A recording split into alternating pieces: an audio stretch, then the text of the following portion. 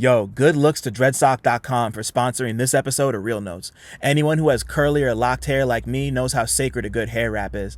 A do-rag, a wave cap, a scarf, a bandana, a bonnet, you name it. Dreadsock goes a step beyond the average with silk-based head wraps that offer full protection and frizz control for curls from 2A to 4C. They're made of a blend of breathable materials to help retain hair's moisture and preserve hairstyles enough to ensure a few less trips to the salon, all held down with an elastic band strong enough to withstand even the most aggressive head trips. Whether you wear one to bed or wear one on the go, Dreadsock will have you looking fresh and full. Socks come in all sizes, from shorties for short hair and beginner twists to extra large for the longer locked folks out there.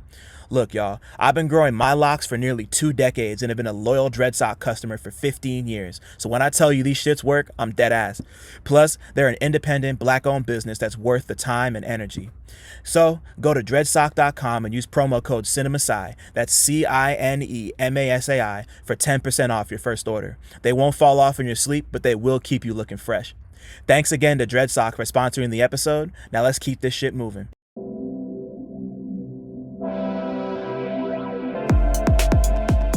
What's good, y'all? My name is Dylan Green, and this is Real Notes, a space dedicated to blurring the cultural and artistic lines between rap and film. I'm here to chop it up with everyone from rappers and producers to journalists and video directors about their relationship to movies and how, if at all, film inspires their craft. My guest this week is Boston rapper, producer, and saxophonist DiZ. We spoke about The Other Black Woman, Natural Born Killers, Balto, Carmen at Hip-Hopera, his early beginnings as a musician, figuring out his sound, linking with Ovrkast, juggling a burgeoning music career while studying at Berklee, constantly navigating the line between honesty and oversharing in his writing, and the creative process behind several projects, including his breakout Blackwater and this year's The Way Forward Is Not the Way Home. Come fuck with us. What's cracking, everybody? Welcome back to the rap movie Real Notes place corner. It's Real Notes. We're back on Real Notes. It's kind of cold out. It's cold out. I'm wrapped up in a blanket. Y'all can't see it, but I hope you can feel it. I hope everyone feels soft and fuzzy and protected today. And you're thugging your shit out. My name's Dylan Green, CineMasai. Got a lot of names. Do a lot of shit. Be around, be outside, be inside, working, not working, eating extra toasty Cheez-Its. Not today, but at some other point I will. But I'm with somebody who's even busier than I am today. Son is in the corner of some Berklee institution. I don't know exactly where he is, but he's out here. He's a fucking rapper, a producer, a fucking saxophonist, an artist, a purveyor of comfy sweaters. He looks like he's wearing a pretty comfy sweater today. Got that shit looks hardy on. Yeah, that shit looks dumb comfy. I love it. Very comfy. It's fucking good. Yeah, nah. It looks like it looks like somebody skinned a watermelon Sour Patch Kid and like put it on your body. Yeah, that's exactly it. That's exactly it. I fucking love it. Bro, I got this shit at like an Alchemist meet and greet in the Concepts, and like I didn't have any cash, so I couldn't buy any of like the actual Alchemist merch. So I just bought something from the Concepts, and that's what I bought. So it's like honorary Alchemist merch. Exactly. You know, I wear it and it makes me feel like Alchemist is right there with me. Being protected by one of the greats. Exactly. This is Boston's own DiZ. DiZ is here. I didn't even say your fucking name, bro. DiZ is here. The Way Forward Is Not the Way Home has been out for quite a grip. But I was just telling you this off camera, but like the growth over the last couple of years has been crazy. Congrats on all the success. Congrats on the NYU show you just played last week that I was at. Fucking I'm a fucking a whole bunch of other people whose names I can't remember right now because my brain is dying. But like, yo, bro, thank you so much for being here, taking time out of your busy schedule, for wanting to be here. You know, like that means a lot to me. Bro, yeah, as I said, like I'm very glad to be here. Very glad. I have much respect. Thank you. Yeah, no, and same here. You know, like I love I really can't think of many. I can't think of many rappers across ages who like rap and play saxophone. And as someone who has a sibling who played saxophone for at one point Oh, in their word? life, yeah, nah, my sister used to play saxophone, so I'm a fan. That's I just love fire. like the sound and the Yeah, timbre of a good sax riff. But yeah, nah, like it's just like the way you've been like you know like the particular kind of music you make is really dope, and it has been I've only been tapped in for probably about a year ish, but like hmm, you know just like seeing how far you've taken it already is just really dope to me. And like yeah, yeah, nah, and like considering that like you're still in school, like that's I'm always super duper fascinated by people who are like starting to pop like while they're in school, bro, it's because like weird. It's so weird. yo, I wanna get into that, but we'll get into that a little later because All first right, and bet. foremost, I'm gonna ask you the first question I ask everybody who I have on here, which Okay, is sick. what was the last movie or TV show you watched that you had a strong opinion about? Oh, uh, oh. This movie I watched. It was Natural Born Killers. Oh shit! Wow. That shit was wild. Oh my god, like that scene where their car breaks down and they like end up in this Native American's like house, and I forget what those like little circular buildings are called. Um but I think yeah, they like took some mushrooms or something and like ended up killing them. It was just it was wild, but that was a great movie. I Oh definitely my watched god. that again. And I just like watched this TV show called The Other Black Girl. And have you seen it? I haven't. I've heard about it. Yeah, It didn't sound great, but I tell me how liked you it. liked it. You liked it? I thought it was pretty okay. Like I felt like it was kind of like Jordan Peele esque, like with the like stylistically. But basically like the premise was like it was a little corny, but like it was like so this woman was working as a book editor, and like she was like the only black person, and then this other black woman starts working there, like they become friends, but like the other black woman was kind of plotting on her, um and like it turns out to be this like whole conspiracy of like trying to like like like turn black people into like corporate drones pretty much. And I don't know, it was just an interesting show. I thought it was pretty well done, and good acting and everything, very stylish. I liked it. That's tight, cause Yeah. like I saw a trailer, and Hmm. I wasn't like super duper invested. Yeah. I was like this looks like a tiny bit corny. It reminded me of that horror movie that came out a couple years ago where like the lady gets like she gets weave, and then like the weave comes to life and starts killing people, and like it's not as good as it sounds. Yeah. I actually kind of hated it, but like I wanted to give it a chance because Hmm.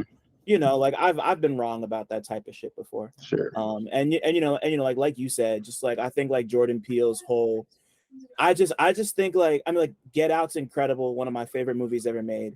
Hmm. I just I you know, like I just think like that particular style has had such a chokehold on like black horror for the last like 5 6 years, Yeah, and I'm definitely. just like ready for the next evolution at this point, because like how many Get Out type things do we need? But I guess that's true. Yeah, that's fair. Like it's always like, I don't know. It's never like a regular horror movie, but it's just black people. Like there's always like the racial subtext and stuff, which like I think is good, but it's also like there's never just like a regular black movie that's just like black people doing like regular things. You know what I mean? Yeah, and and you're like, I don't want, and like I don't say that because like I'm opposed to like horror movies diving into like the horrors of racism. I think it's important. I Yeah, just like I just feel like everybody saw Jordan Peele do it one way, and now like everyone wants to do everyone it does that it. one way, and Yeah, it's like I'm just ready for the next phase. I I'm ready for feel the you. next person to like set the mold. But I do want to try the other black girl out, because like I like like there's obviously a really interesting concept there with just like like being the token black person, and like people feeling threatened by the other black person who shows up. It's like Hmm. especially women, like it's Yeah, there's like even more of a sense of competition being forced right. on them there, like Exactly. that's like really important to explore. I just saw the trailer and I was like, I don't know if I need to like rush to watch that, Yeah, but if you like it, I want to tap in. I want to I give thought it it a was shot. pretty good. Yeah, you should check it out. Yeah. I'm a do that. But on top of that, I'm super interested in you having watched Natural Born Killers, because that's like a very that's that's like a very, I saw it in college for the first time and it blew Yeah. my fucking top type of movie. So like what was like, where did you watch that? Why did you watch it? Like, did somebody recommend it to you? Like how did that happen? Yeah. So I was chilling with my friend and we were looking for movies to watch. And like we first started watching this like movie about like David Bowie. Um, but then they were like, wait, nah. Like my friend just told me to watch this other movie. I think we should watch this instead. So we switched. We started watching Natural Born Killers. It was just in my crib. And like I really like, I don't know, there's so many like questions about like morality and like what it means to be a good person and like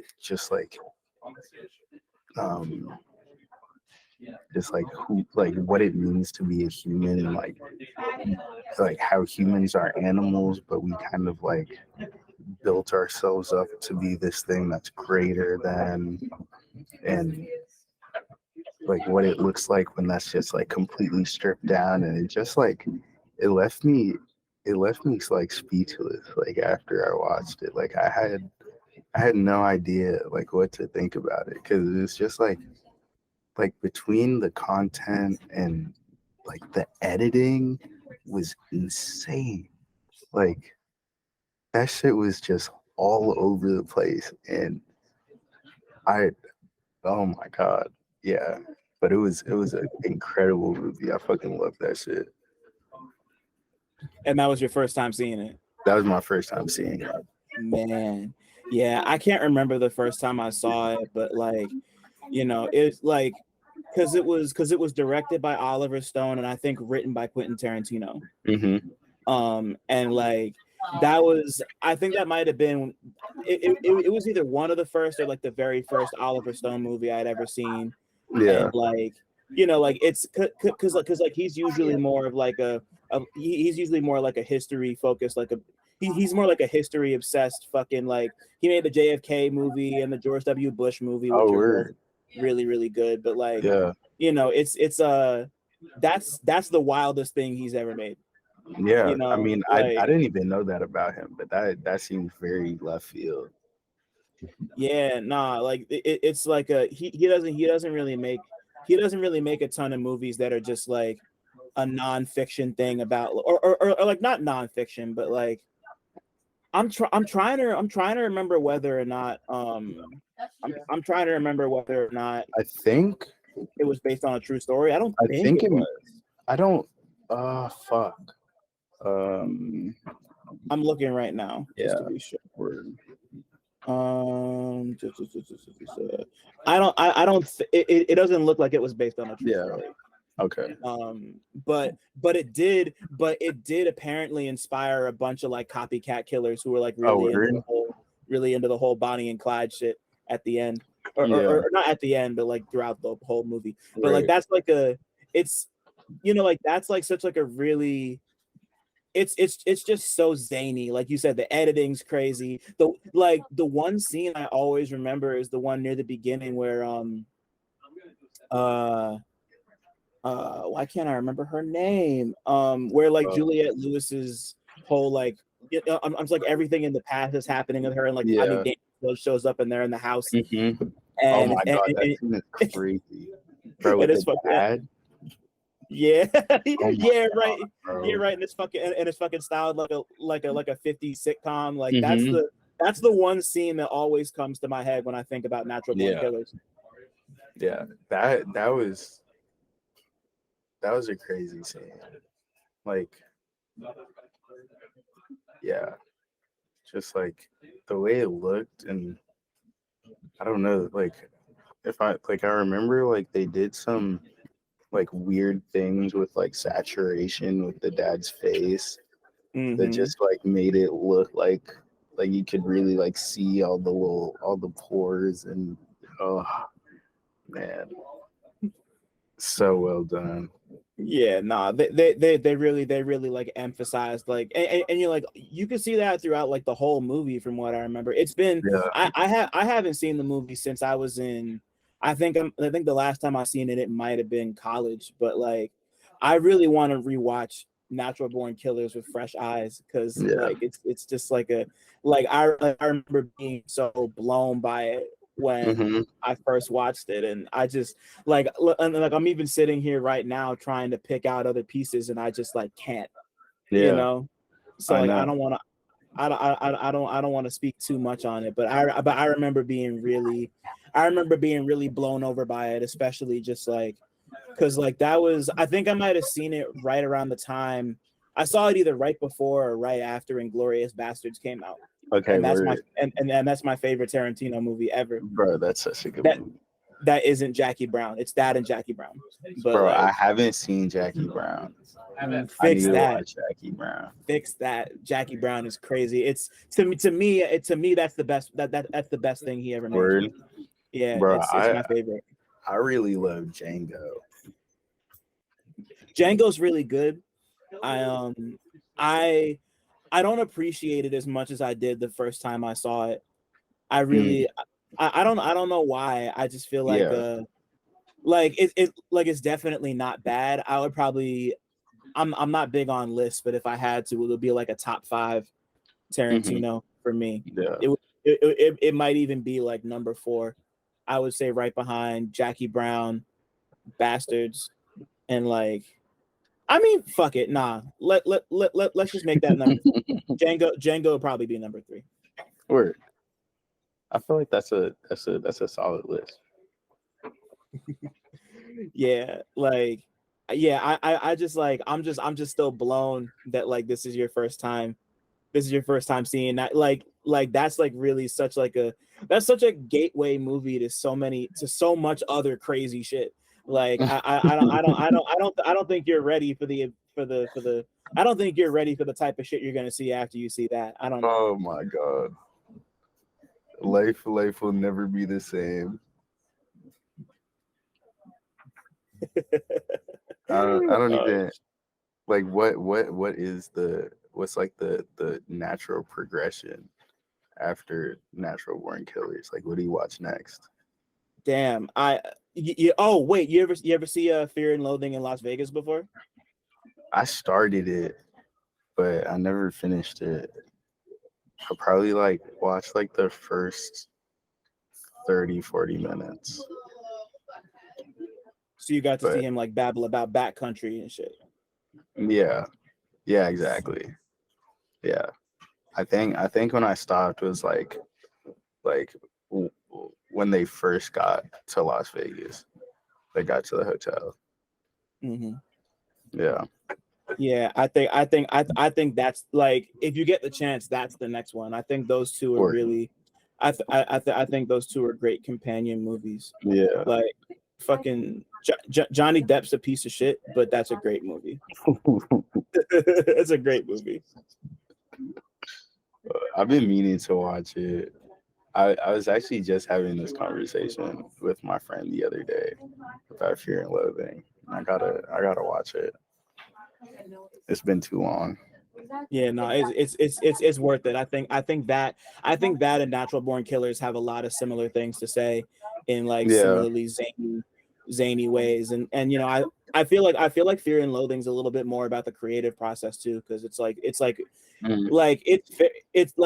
very much a, like, it's as much an autobiography as it is a piece of nonfiction about Hunter S. Thompson. So it's like that's definitely one to tap in with. Hunter S. Thompson Right.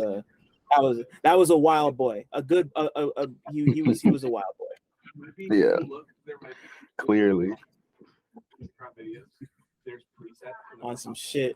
But nah, let's run it back to the beginning of your movie experience with you. What's the first movie experience you can remember having? It could be at the theater, it could be at your cousin's house. The first thing that comes to mind for you. Like back at my grandma's house watching, what was it called? I think Balto on VHS. The Disney movie? Yeah. Yeah, the dog. Damn. Yeah. Oh wait, it might have. Yeah, it was. I mean, like Bolt and like, wasn't there a movie called Balto? Yeah, there was a movie called Balto about yeah. It's a wolf. Yeah, and I think they trained it to be like a rescue dog or some shit, right? Something like that. Yeah, I remember that one. Yeah, I think those in like the not the Runaways. I can't remember the name. There's like little animals. I forget. So like old VHS movies at my grandma's place. It was like the first time I was watching movies. Damn. Yeah. I haven't thought about Balto in years. Fucking Kevin Bacon voiced the dog. And right, the wolf went to go save some children. Yeah. In fucking what was it, like Alaska or some shit? Like, yeah. And I think and yeah, like I think somebody was like telling the story to a kid, like about like the legend of Balto or some shit. Yeah. I just like I haven't seen the movie in such a long time, but it's one of those that's like in the back of my head there with stuff like The Brave Little Toaster, and I've like never seen that. The Brave Little Toaster is insane. It's like imagine you ever see a movie called Homeward Bound before? That sounds familiar. I mean, I definitely know the name. It was a movie about like a bunch of different pets who like get left in the woods and they have to like go home. Oh, I think I did watch this. I think I did. Yeah. And yeah, and they all talk and shit. It's kind of just like it's the Brave Little Toaster is like imagine it's like Homeward Bound, but about like appliances, like a toaster and a lamp and a vacuum cleaner and a radio and an electric blanket, which Bro, like what? yeah, like they all just like come to life and they're like trying to find their way back home and like go somewhere and do shit. All I remember is that they're like all alive, and like I remember watching it and being confused as to what the electric blanket was supposed to be, because Yeah. I think like at that point electric blankets were already kind of out of style. Mm. So I was just like, what the fuck is that thing supposed to be? And I had somebody explain what an electric blanket was, and I was like, oh, okay. Like it kind of just looks like it just looked like a A blanket with regular like blanket. on top. Yeah, it was Yeah. really weird. Like the heat adjuster knob was like its face. It was weird as hell. But That sounds like a strange movie. it's pretty bugged. It's but you know, like Balto's definitely not as bugged as that, but No. it's just one of those that like everyone it's just one of Yeah. those that everyone of a certain age has seen, and it's just Mm-hmm. like in the back of your head no matter what. Exactly. That will always be in the back of my mind. Like, yeah. I just remember it so vivid. Like, I don't remember the movie, but just like being in that room and like watching it, just I remember so vividly. And it's at your grandma's house, you said, right? Yeah, at my grandma's house. Just like on a little fucking tiny box TV that like it was low key like on one of those wheelie stands that would be in like a school. So Yeah. like you just wheel it out of the corner and just like have all our VHS and just like pop one in and yeah. Ugh. So many good memories. What other movies did y'all have? Because yeah, now like grandmas always have the best collections of everything, but like particularly Mm-hmm. movies. Like I don't know why, Yeah. but like every elderly relative I have just has like the insane movie collection. Mm-hmm. Bro, because they just like they lived through everything. So like Yeah, they just have all the movies. Like there's like that's why. You know, they have so many right. chances to get it right. So they just have all the good ones. And they really refine it down and shit. But yeah, like Yeah. are there any others that come to mind for you? There was a Duma. Uh-huh. That movie about that cheetah. Um, uh, um, I feel like maybe Stuart Little, or maybe was that more recent? Oh no, Stuart Little was like, that was yeah, like no, I was gonna say, 99. Yeah, yeah. yeah. So Stuart Little. Um, I don't know. There's definitely more Yeah. for sure.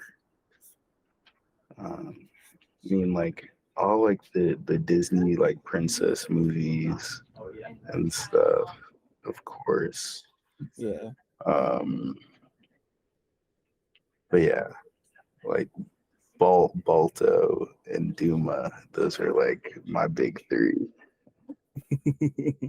I don't think I've ever seen Duma before. Bro, it's a I don't banger. think. It's a banger. Oh, and of course, like the Lion King and stuff. Yeah, Yeah, classic. hmm yeah, that One was of fun. one of the I don't know if I watched it, but one of the first times I remember holding a VHS at somebody else's house was a copy. I think my grandma had a copy of Soul Food. Like I So just like had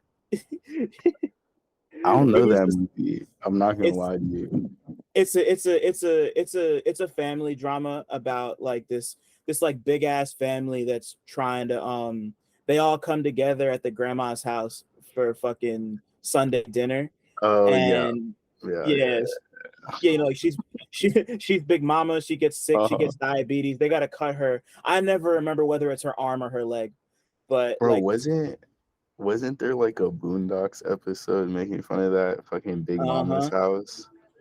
Yeah, Yeah. nah, like it was fucking. It was like Huey was explaining the plot of Soul Food to Yeah. everybody, and then he's just like mad at the fact that like she winds up dying, and then he's like, then they go Then they back to keep her on house, doing it. it's Yeah. the same food. It's just like A, let people enjoy things. B, yeah, that like like I can't remember exactly when I saw it, but like I remember the phenomenon of like holding the VHS in my hand and like Hmm. looking at the cover and like reading the back, and then like I watched the movie years later, and you got fucking just like people pulling out knives at family functions trying to stab people for cheating on the it's Soul Food's a crazy fucking movie, Bro, son. that's wild. It's like real sad. It's a family drama, but it's a Yeah, black classic. sure. Like at some point, if you can find it, it's definitely like it's like back in the day when we all used to watch TV. Like Yeah. it would be one of those where like if it was on TV, you would just watch it. Bro, it's gotta be on like Tubi or something. I'm sure it's on Tubi. Oh yeah, I'm it's on Tubi. 1,000% sure it's Yeah. on Tubi. Yeah. Son. But Oh my before we god. move on, since we're talking about Tubi, there's a fucking like Tubi's great. Like if you can't think of nothing to watch ever, like Yeah. just go on Tubi and Bro. just pick something. Like I got you. I got something for you to watch on Tubi, bro. please tell me, son. I'm ready. It's this movie called The Old Man Movie. It's Yeah. like an Estonian claymation movie. It's the best thing I've ever seen. It's so stupid and ridiculous. It's about okay, so there's this town, and there's this one guy that like supplies the milk for the whole town. And and like one day like the cow runs away, and like what happened like I don't know 100 years before or whatever, it's like a cow ran away and you weren't able to milk the cow, so eventually the cow blows up. And it's like just like a nuclear explosion of milk. So they're trying to prevent this cow from exploding. It was just the premise of the movie. There's this one guy that's trying to kill the cow. Like the main characters are trying to save it and like get it to be milked. But it's just like it's so stupid. I fucking love it. That's incredible. I love stop motion shit for that type of stuff specifically. Like you could just like nothing's too ridiculous to be made into like claymation. Like Hmm. you could, the sky's the fucking limit when it comes to Exactly. that. Like that's like some Mr. Bill shit. That's so funny to me. I love that. Now It's before so we good. move, so okay, what's it called again? Because I'm gonna go find that and watch that later when I'm done working. It's called The Old Man Movie. The old man movie, cool. All right. Yeah. I'm on that. And before we move on, I got a movie. So there's this movie on Tubi called A Day in the Life. I feel like I Okay. might have mentioned this like one other time, like way earlier in like a way Hmm. earlier episode. But Yeah. so the whole movie is it's starring and written and directed by Sticky Fingers, the rapper from fucking Onyx. I'm And not hip. Kirk like Sticky Fingers Jones yeah, so like and yeah, so like Corrupt. yeah, so he wrote and directed this crime movie, and the Yeah. gimmick is that the whole thing is rapped. Every single line of dialogue is rapped. So fucking Sticky Fingers is in it, Corrupt's in it. I'm pretty sure Michael K. Williams is in it, Omar Epps Yo. is in it, and like fucking it's just like it's maybe the most it's some of the most fun I've had watching a movie in I can't even remember. Like Mekhi Phifer's in this shit. Treach from Naughty by Damn. Nature's in it. Like fucking it's insane. Bro, I gotta watch It's this. like that like it's like it really is like a rap opera. Like I'm telling you, Yeah, every single line of dialogue is rapped. And like the bro. whole time I'm just like on the floor dying watching the shit. Did it before Lin Manuel. Honestly, like way before Lin-Manuel. This might have and this it was because I think before him it was this, and then you ever see or hear of Carmen, a Hip-Hopera before? Nah.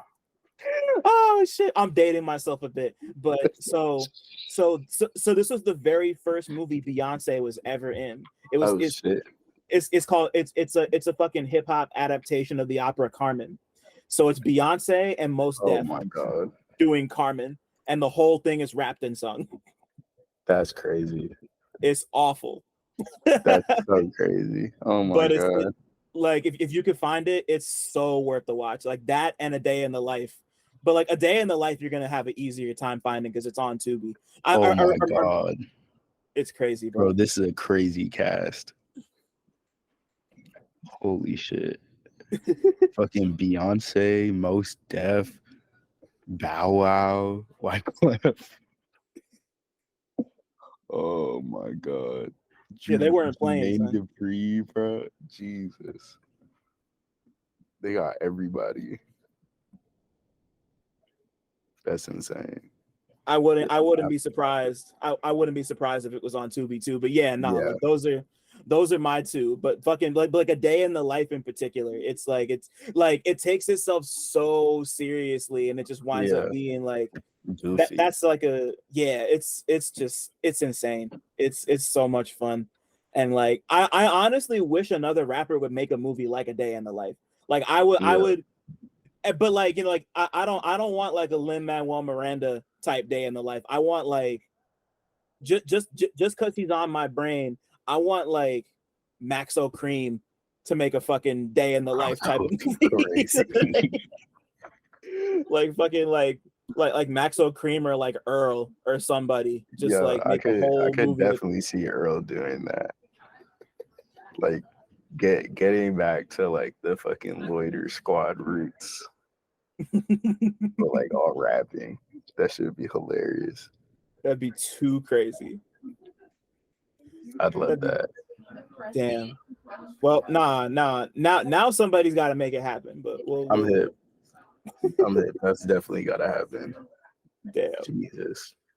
So fucking as you get older and you start to have a few more life experiences, like was there a movie that was like a capital M movie for you that like really caught you on some like that just like connected with you in terms like it can like something that connected with you outside of just being like 90 minutes of entertainment? Like that could be like intellectually, artistically, emotionally, just like something that really like touched you in the heart.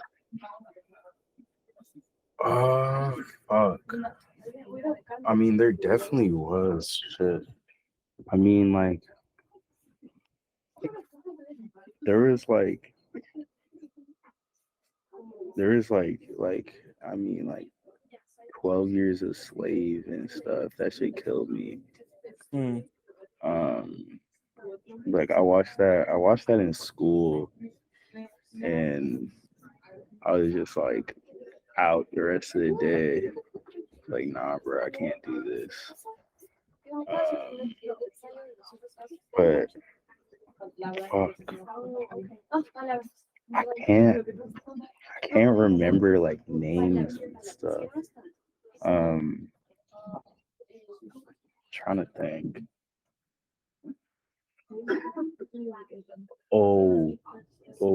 There is this one movie called I'm Thinking About Ending Things or something. Oh shit, yeah. Talk to me about that, because that shit's bugged.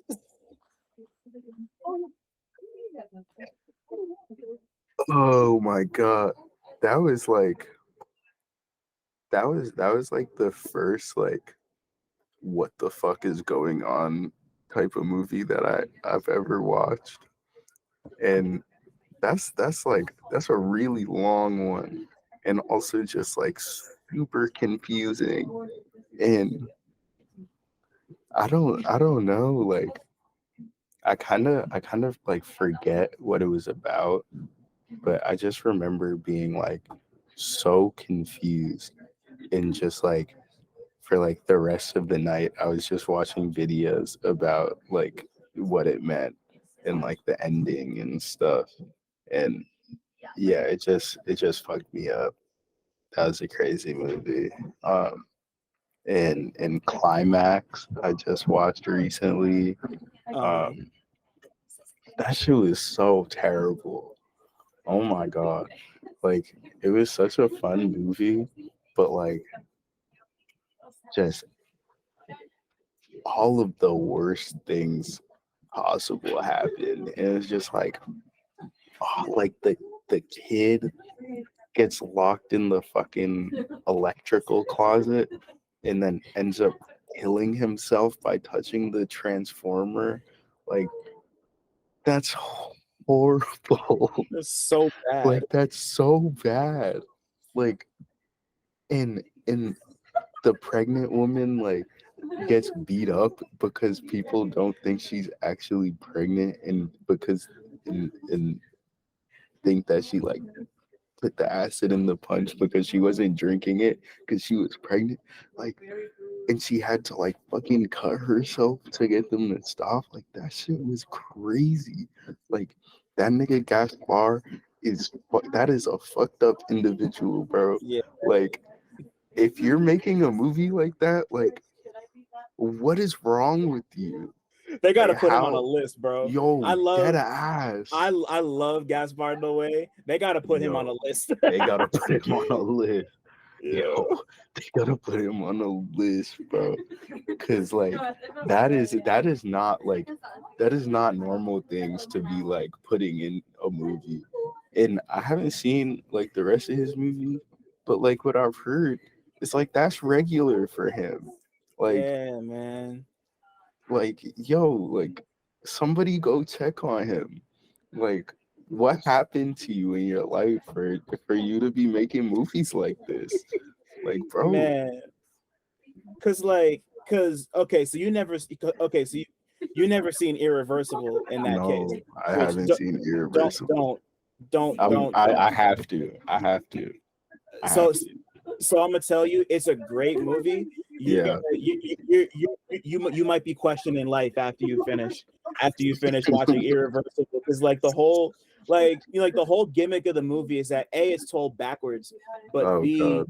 he made it like he tried to make it like as aggressively. He tried to make it as uncomfortable as possible in terms of like physically watching the movie. Right. You know, like just like the camera's like constantly spinning.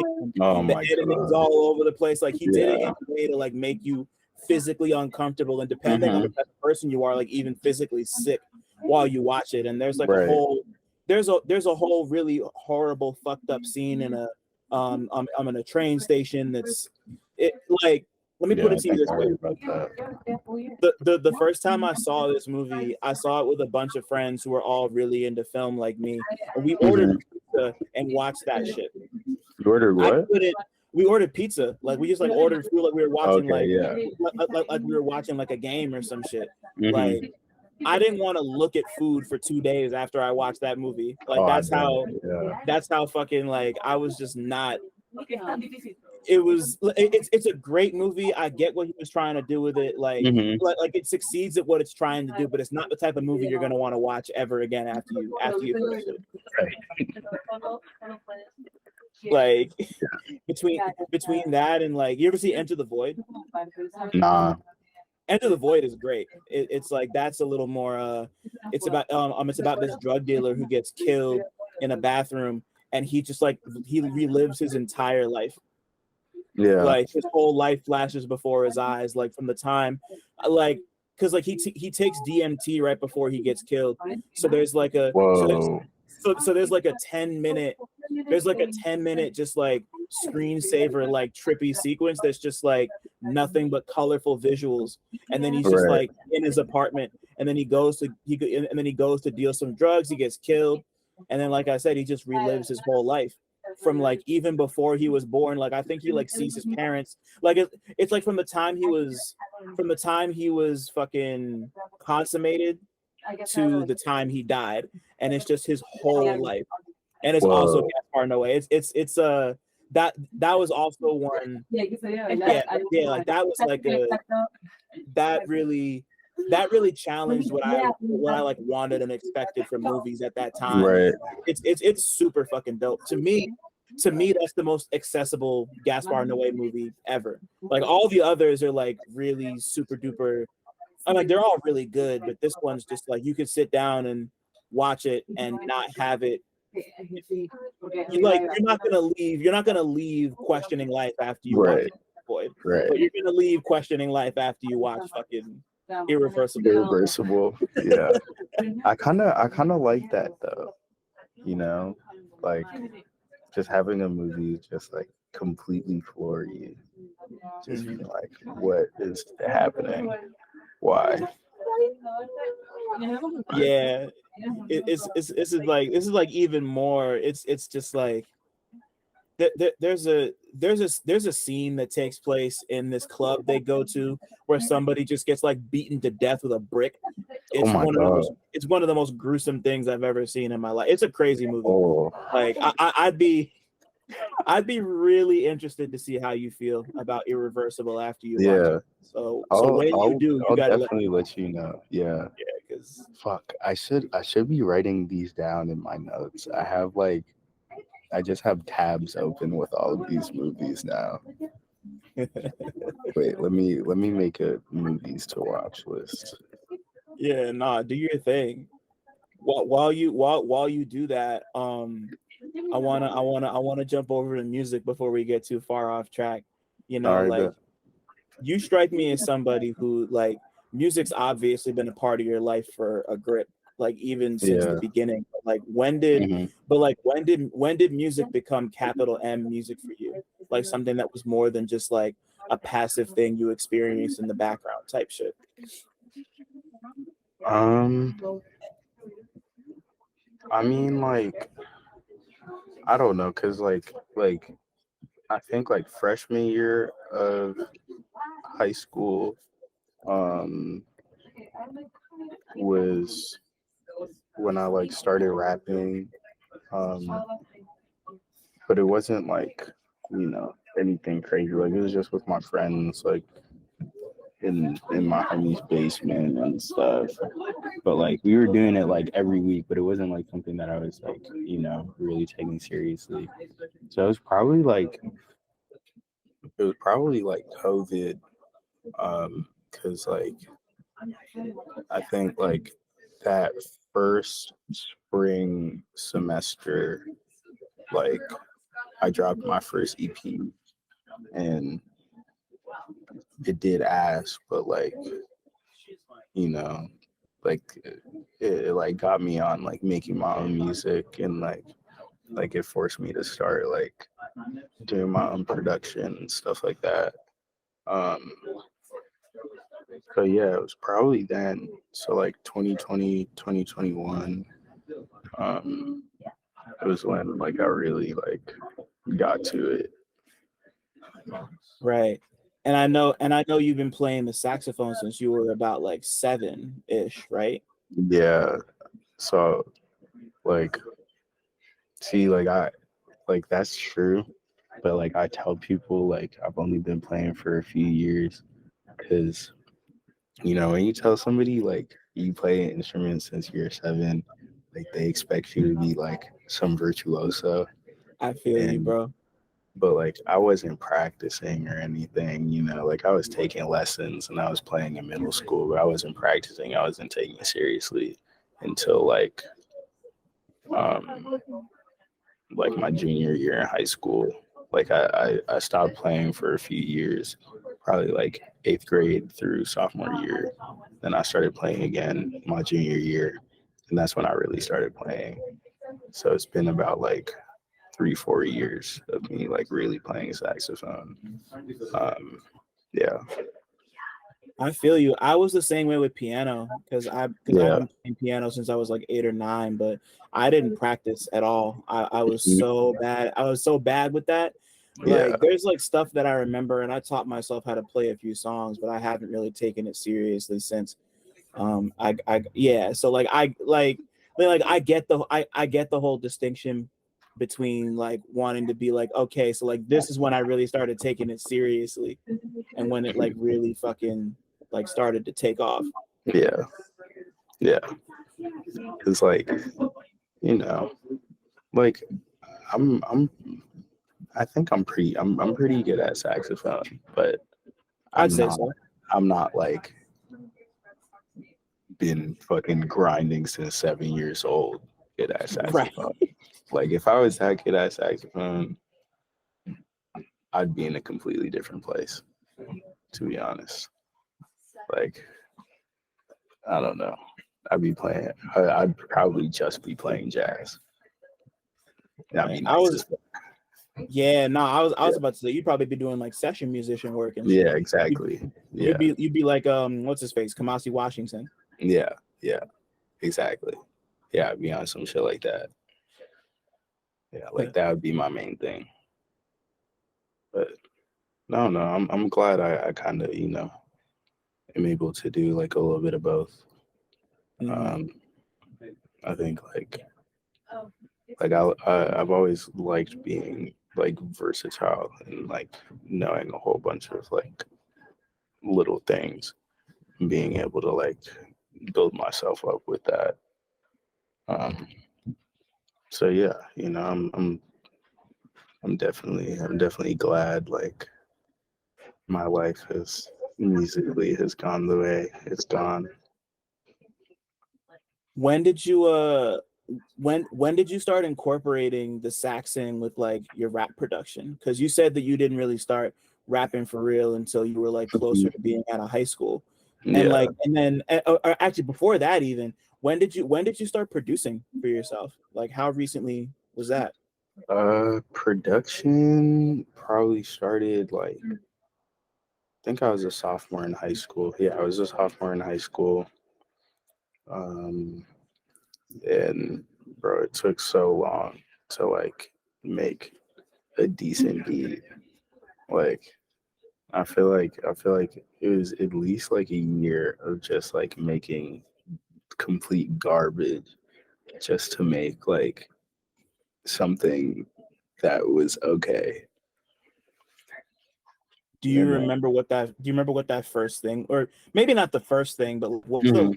what's the first beat you can remember where you were like, oh, maybe this is cool, maybe Yeah, this is cool.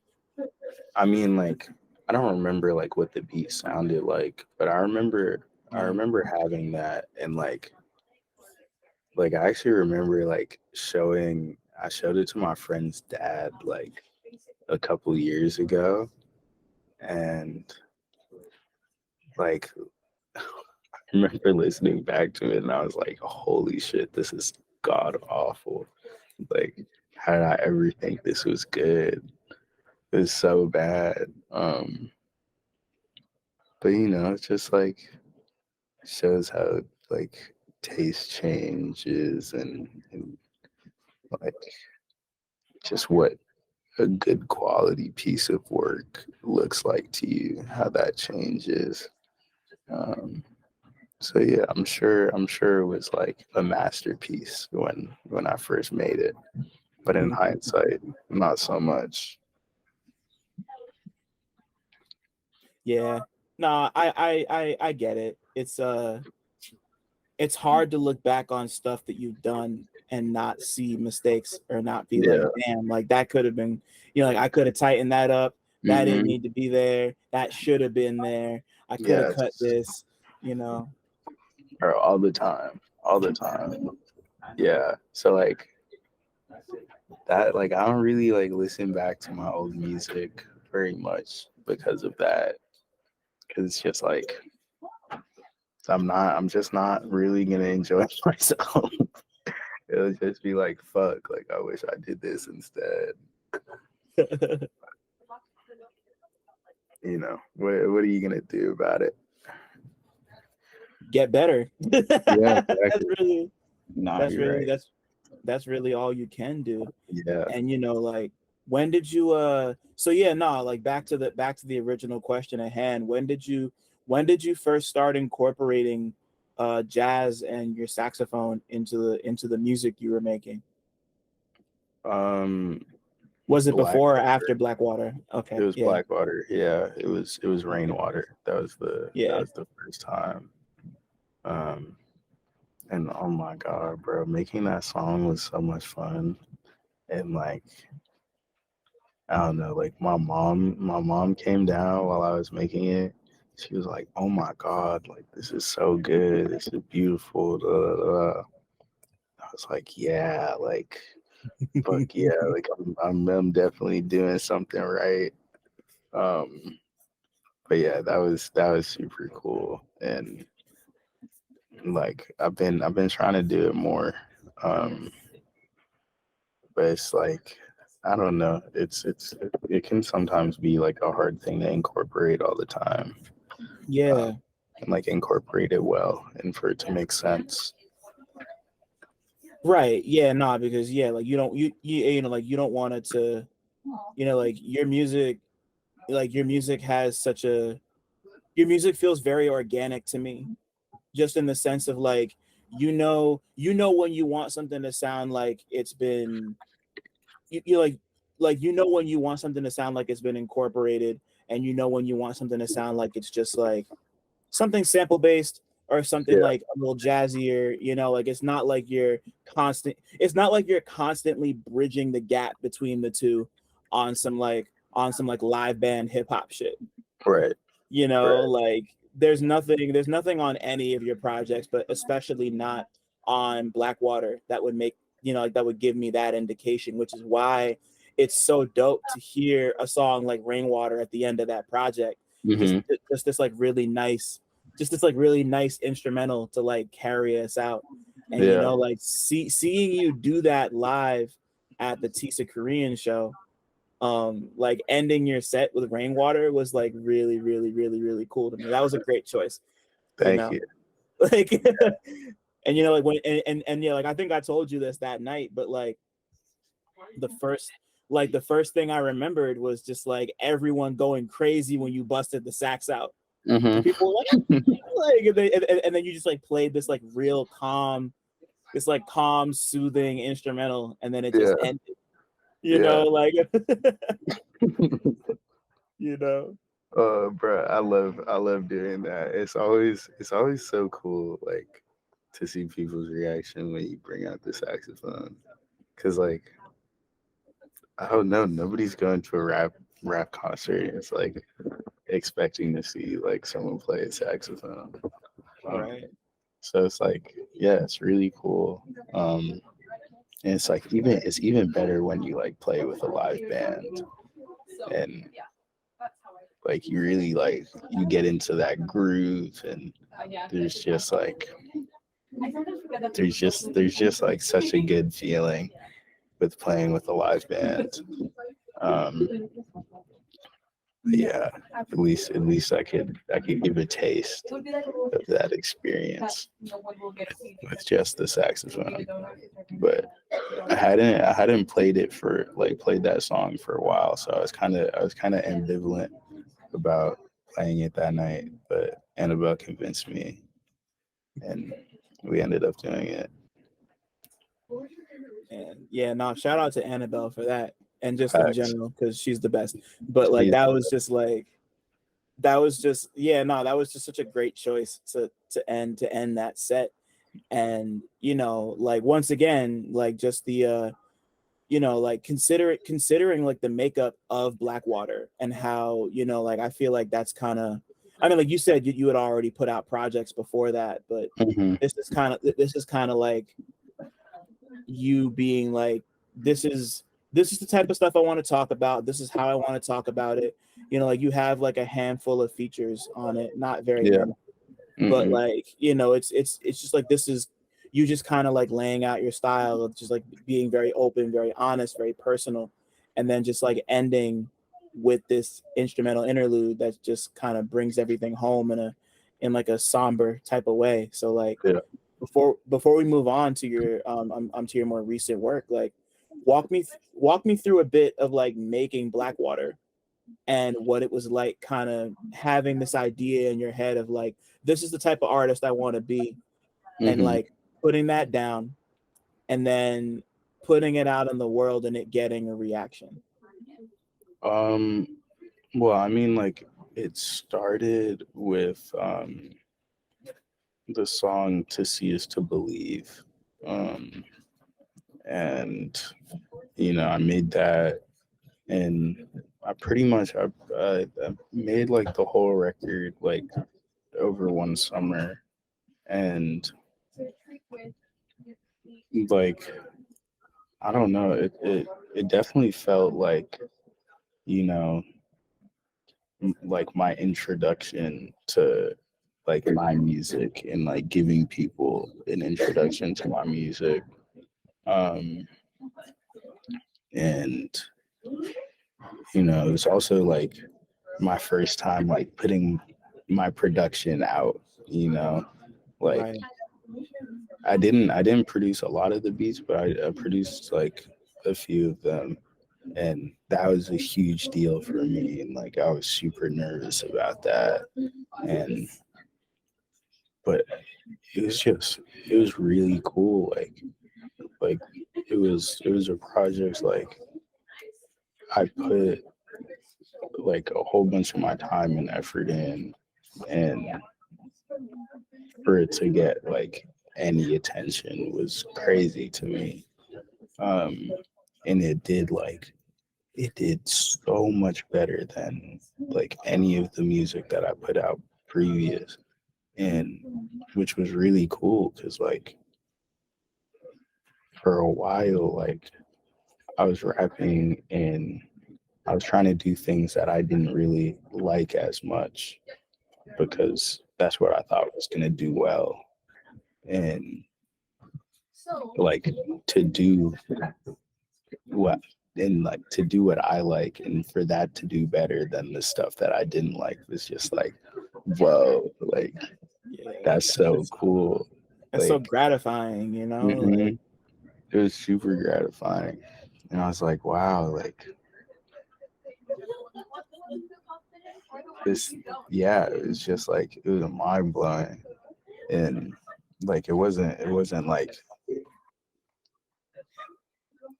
yeah, yeah, it wasn't like a crazy success, but like, for the context of where I was, like, you know, like it was very successful for me. right, like like it moved to some pretty crazy places, and like it eventually led to you and Overcast linking at some point, which is Hmm. like very fucking nuts.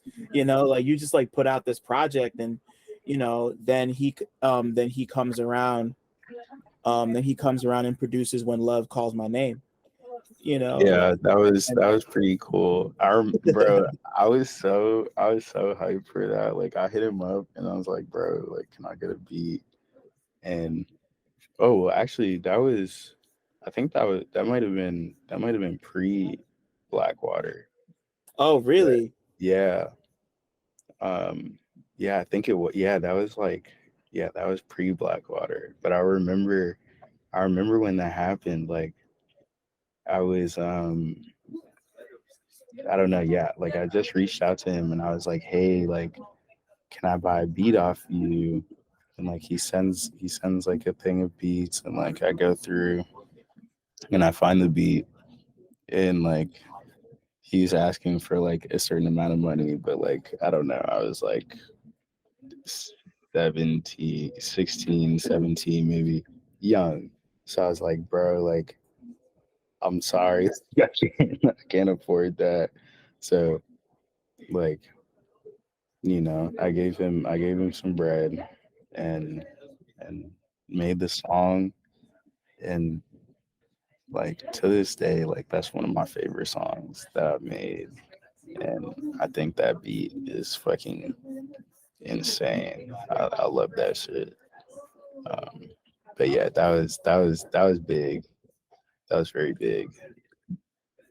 Yeah, no, and like it's even crazier to have that happen pre Blackwater, and then just to have like this, like especially considering that you were making music that you didn't really feel like spoke to who you were, Hmm. and then this project happens and it kind of codifies like not just not just like your writing style, but your production style, and just kind of like you start to build a base from there. Mm-hmm. Yeah. You start to build a base from there, and like people are really like people like people are like really tapped in and just ready to see who and or what DiZ is all about. Yeah.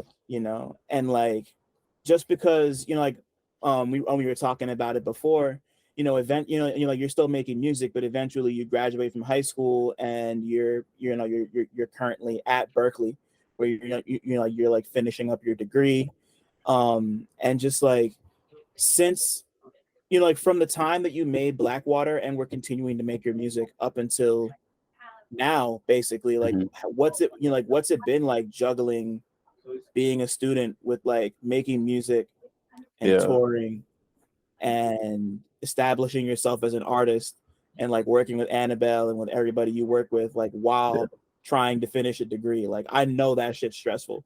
Bro, it's been very stressful. Just like, yeah, because like at the end of the day, like when I get home from classes, like I'm super tired. Like I don't really have the energy to like go make music or whatever. So there's very little time to like get the things done that I need to get done. Um and um yeah, so it's just like the stress of like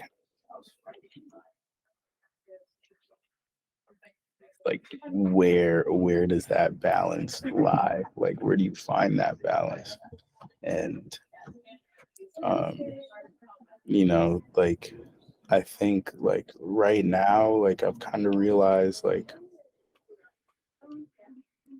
while I'm in school, like I can't really force myself to make music because like I just have so much other stuff going on that like I just gotta be able to do it when I can, and like not kill myself if I'm not doing it for a while, because like I would get really upset just like going like a very long time without making anything.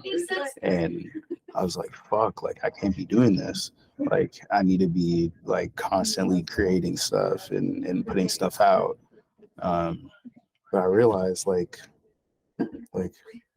I'm 20 years old, right? Like I have 2 more years of school, and music will still be there when I'm done with school. Like if I don't put out a project for the next 2 years, music will still be there when I'm done. Like I will be putting out a project before that. But like, Right. like theoretically. Um, but I don't know, man. Like I feel like I'm starting to find a balance, but like the first little bit was pretty crazy. Like I'm on like academic probation now. Just like last Oh shit. semester, I was like going off on shows and like didn't get my work done and stuff. Um, so I gotta do well this semester. I'm kind of fucked. Um, but yeah, we're figuring it out. We're figuring it out. It's really tough though. I don't know. I don't know how people do it. Um, but yeah, we're dealing. Yeah, nah, like just like I think about people like I think about like Meg the Stallion. Like she was in school for quite a Hmm. bit. She only graduated, I think, like last year, or maybe Yeah, even earlier this year. And yeah, like she was already all the way up yeah. there. Like when she was doing her thing. So like it's like it's hard no matter what, and just Hmm. it's just like all about finding balance. But on the flip side, I can imagine, or no, I don't want to lead. I don't want to lead the question too much, but like but like, you know, like since you're at Berklee and you're gaining all this, you know, like knowledge and perspective from like professors and students and like your, you know, like your peers and shit, you know, like do you do you feel like being at Berklee is like has like helped, do you feel like being at Berklee has informed the way you make music? And Mhm. how do you feel, your, or rather, do you feel like your process has changed at all or been influenced by your time at Berklee? Um, yeah, I think like the way that I especially listen to music has changed a lot from being here. Just like you become a lot more analytical. Um, but yeah, like it's definitely changed my approach. Because like obviously I don't use half the things that I learn here, right? But like they're they're there in my back pocket, you know? So like if I'm stuck and I can't figure out like what to do next, like I have something to try, or like I can like switch the rhythm, or like modulate, or like just like, you know, there's a whole bunch of tools that you learn that can like get you to the next place, or, you know, make something more interesting. um and then like you learn like your mixing techniques and stuff, and like so there's just like, yeah, it just like it gives you more to do. And which can sometimes be a little overwhelming, where it's like, man, like you kind of have like too much information, like you don't really know where to start. um but normally it's been pretty cool. Do you feel like you applied any of that to either Ultraviolet or The Way Forward Is Not the Way Home? Like uh how did both of those come together? so ultraviolet, I would say less so. Just because like the majority of the, like I didn't do as much of the production on that one. um but for the way forward, definitely like, you know, just like trying to think about like how to structure songs, and um you know, how to like sequence an album, and you know, keep things interesting and stuff like that. um and like adding in like real instruments, and yeah, I don't know, but there's definitely like, I feel like the difference between ultraviolet and the way forward is like pretty big. And Yeah. I think like being here definitely has something to do with that. What do you think is the biggest difference between you? What do you think is the biggest difference between you before you came to Berklee and you after you've already been there for about 2.5 years? um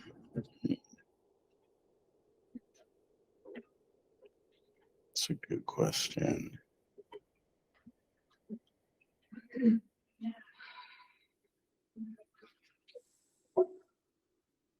Or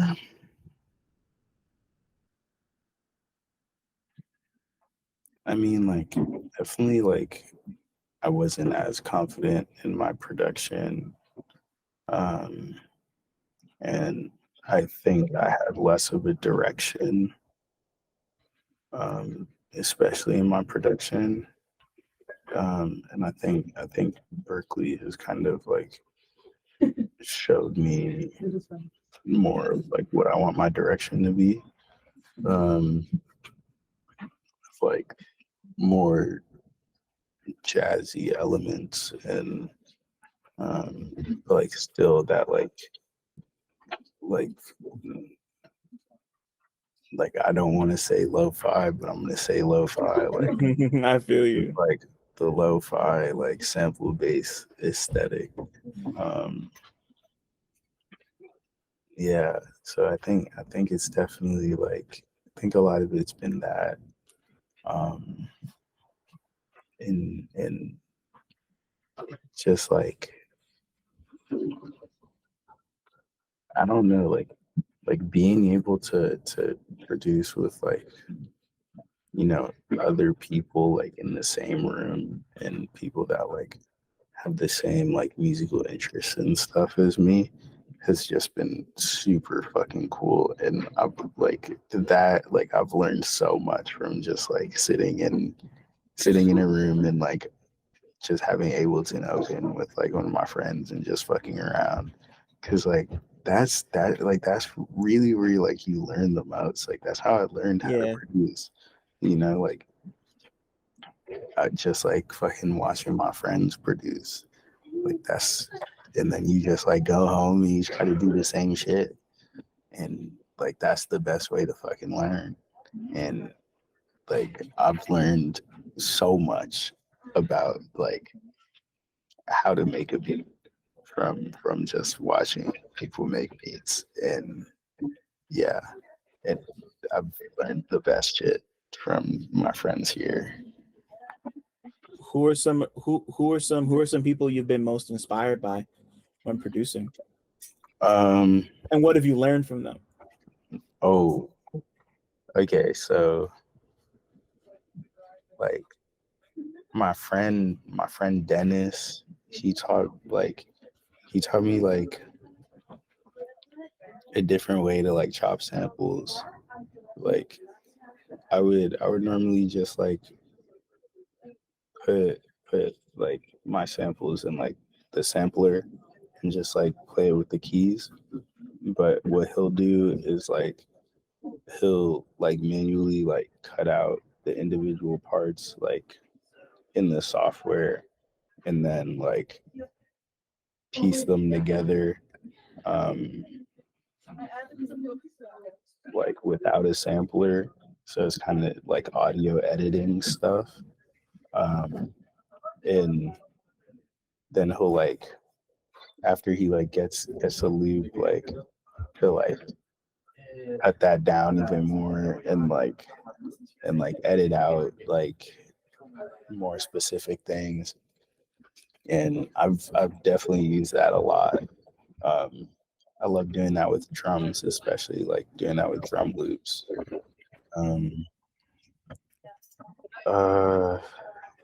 My friend Viv, they've taught me a lot about like structuring songs and like because like they make like a million different like sections of songs and then like just like form it into one big thing. And like normally I'm just doing like a loop. You might like throw in some different things here and there, but it won't be like this like full like ride. And their music is like really like a full ride of like the whole thing is like morphing into something new.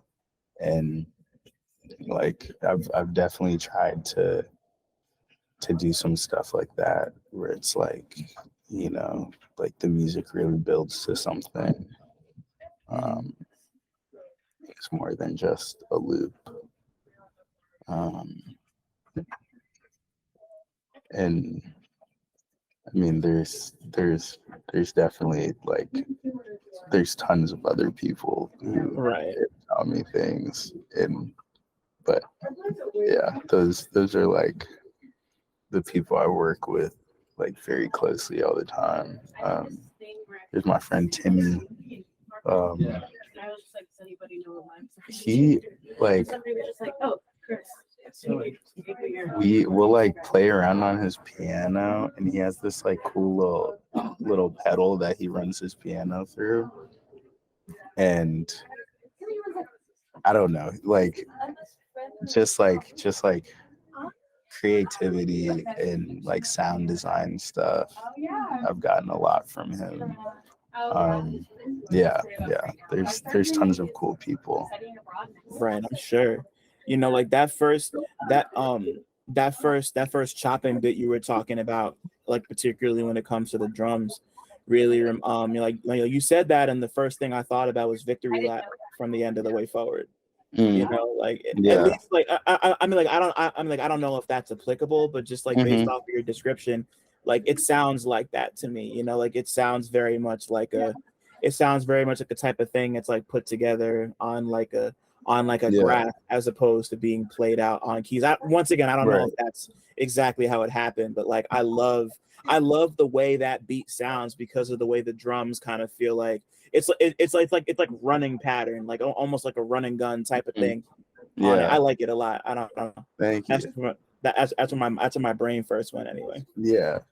So with Victory Lap, like I didn't actually add in any drums until like the last bit of it. But like the rest of the drums were just in the sample. Right. And like the drums I added more or less just like mirrored what the sample is doing, just to like give it some extra punch. But yeah, it was like the kind of like drag and drop like sequencing thing that I was talking about. Right. Yeah, I just like the sound of that one a ton, especially, like as a, because like kind of like how Rainwater feels like a bit of a departure from everything you did on Blackwater. Like Victory Lap is almost like that one's almost like more of like a tonal departure from everything that kind of came before it on the way forward, because like for people who are listening who may not be hip to your shit just yet, like you work very much in like the Mike Navy Blue Earl Mavi mold of just like, like your music's very open, very honest, very raw, like dealing with shit that you've dealt with and just kind of like working to move past it in, like cathartic and really beautiful ways. And then, like you end this project with Victory Lap, which is like this like blast of fucking sunshine.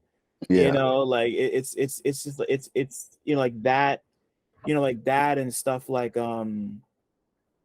man, I'm sitting here trying to remember all these song names, stuff like stuff like that and stuff like Fairweather, from Ultraviolet are like these. I mean like Fairweather is not the best parallel, but like that song kind of feels super like wide and bright and expansive, and like like I feel like Victory Lap is that in both the writing and the music, and Fairweather is just that in the music. And I think just like considering that you're kind of growing into yourself, like I guess I've just been noticing more and more that you're starting to kind of let a little bit more brightness into the music, a tiny bit, like things are starting to feel more hopeful and less like you're just stuck in the dark all the time. I hate to ask this question this way, but like, is that intentional? Is that something you're doing on purpose, or is that like does it just kind of happen organically on its own? I mean, like, I think it's a little bit of both, because something like it's something that I feel, like I do feel like a bit more hopeful and stuff like that, but it's also something that I'm like conscious of, and like I can see like my music going that way, and I think it's important to like put those parts across as well, where it's like, like things can be bad, but like there's still hope, and like just like putting that out in the world for myself and like for the people that are listening to it. So Yeah, so I think it's a little bit of both for sure. But you know, like I have more perspective.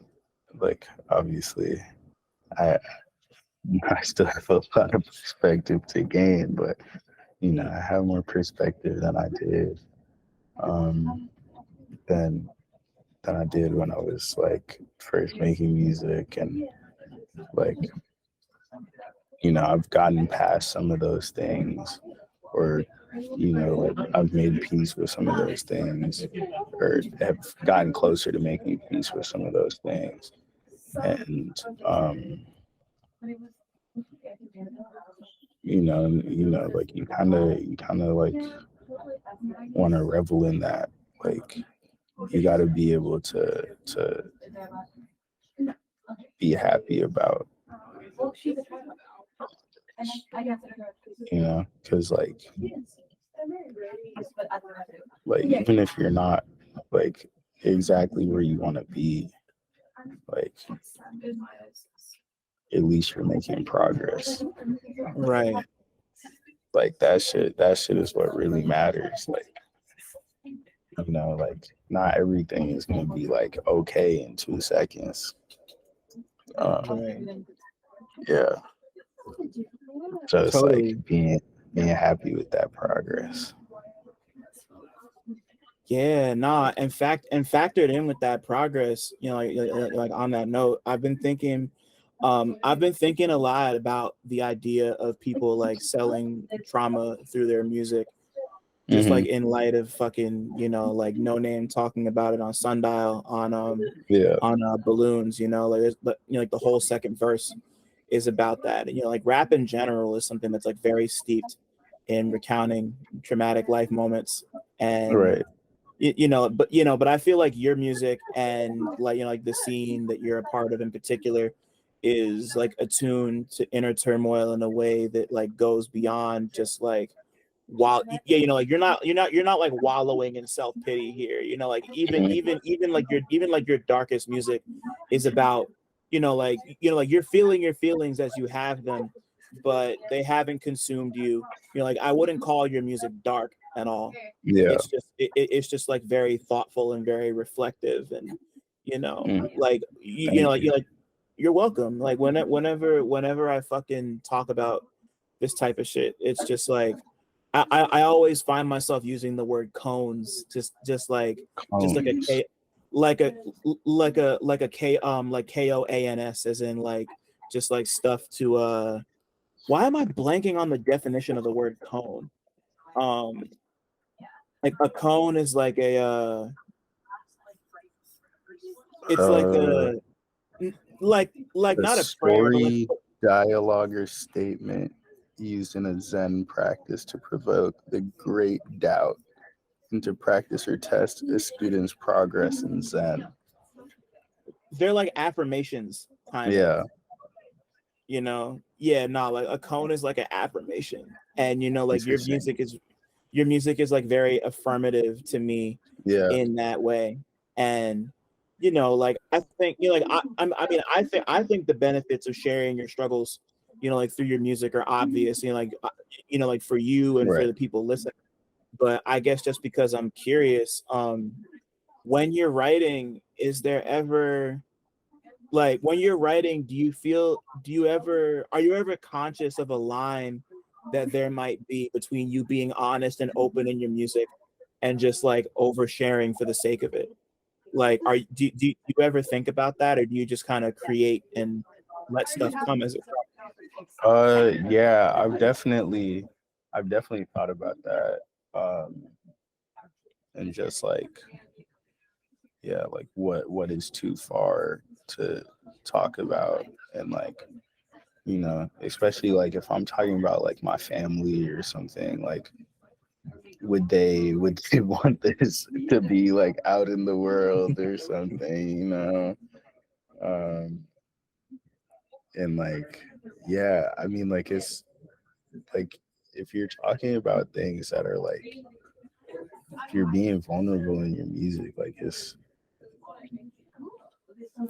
like, yeah, like you definitely are thinking about like, man, like what are people gonna think about like me saying these things? Like, because like I don't tell everybody I know like the things that I say in my music, right? Like, Right. but then like everybody who listens to my music is like learning these things about me. Um,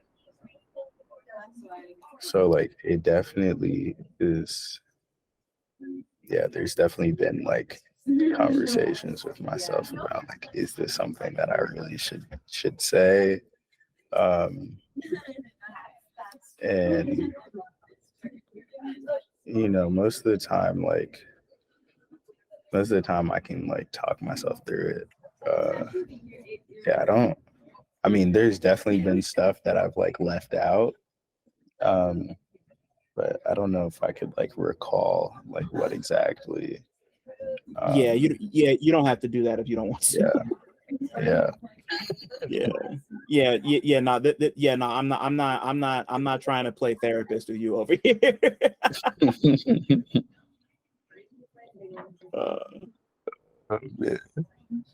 Nah, but it's like, yeah, it's kind of like, it's interesting, like how it feels so much easier to like talk about things like on a record that like thousands of people are gonna hear, but like it's not something that I would tell like one of my friends, you know, or Yeah. maybe not one of my acquaintances or something, you know.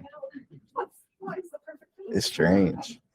I guess it's like it's just like kind of like, you know, like you're kind of removed enough from it that it doesn't feel as like as personal,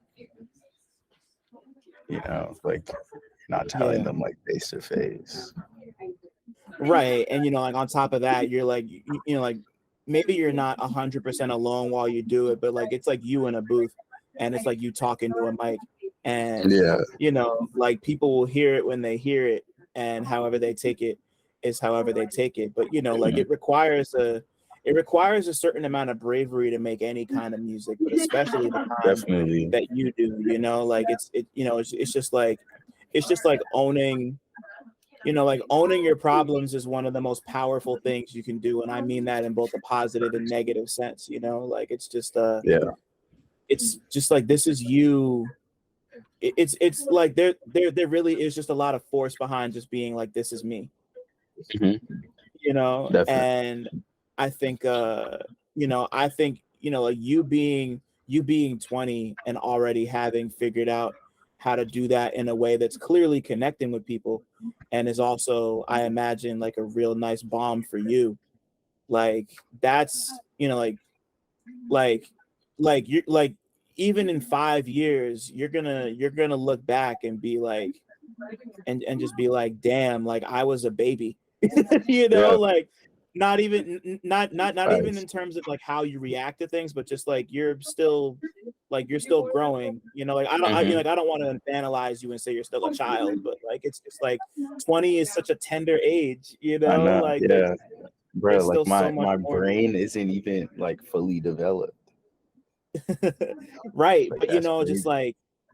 just like taking that and like taking that and just like seeing how much you've been able to do already, and just like communicate with people, like your music's really moving in that way to me. And I think like if this is what you're doing now, like halfway through school at 20 years old, like who knows where you're going to be in 2-3 years, who knows where you're going to be next year, son. Like I don't know, bro. Shit is crazy. I have no idea. Like, I don't know. I don't know what these next few years are gonna look like. But you're having fun and you're maintaining and making great music, and it's like coming through in the music, it's coming through in the performances, it's coming through in just like the connections you've made, whether it be with your friends at Berklee or with people like Cisco Swank, or Annabelle, and just like I'm just it's just really dope for me to see you like really lock in on who you are and just like continue to develop that, like whatever direction it goes, like I'm ready to see it, you know. Thank you. Yeah. Man, nah, it's like it's just super dope to see. And to like formally wrap this up, my friend DiZ, if your life was a movie, what would it be about?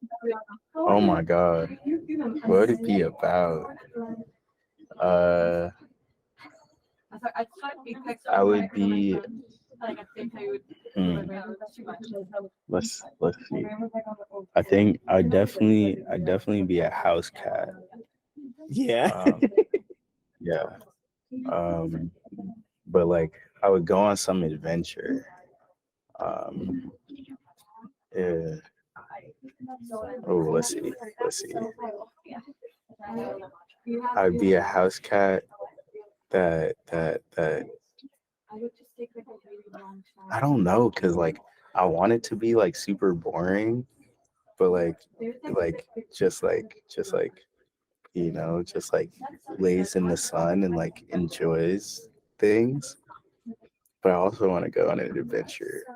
So maybe like part of it is just like, you know, mundane house cat life, but then like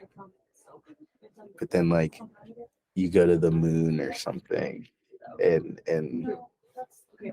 like discover aliens, and like there's an alien cat that you become friends with, and